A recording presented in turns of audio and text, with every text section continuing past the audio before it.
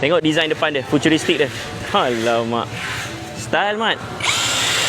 Ni DAG yang baru punya. Yang ini adalah impact driver brand daripada Dakmara, Core V18. Maksudnya dia pakai 18 volt punya. Korang akan dapat yang brushless motor yang padu. Korang tengok design dia.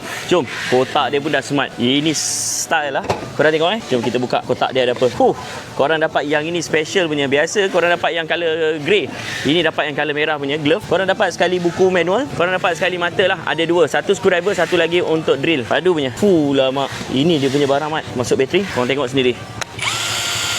Tengok design depan dia, futuristik dia. Alamak. Style mat. So kita nak test yang ini, nak tebuk dinding. Padu ke tak padu? Siap ada impact, ada hammer. Ada 1, 2, 3 speed.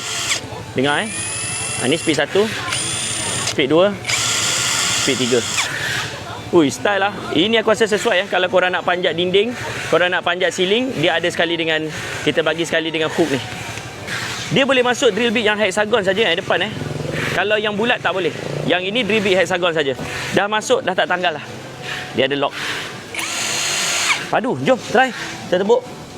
Kalau korang nak screwdriver, korang nak biasa ini kerja-kerja ceiling tau. Kalau ceiling korang nak tebuk kayu direct pakai screwdriver, yang inilah dia. Kita try tebuk batu. 3, 2, 1, let's go.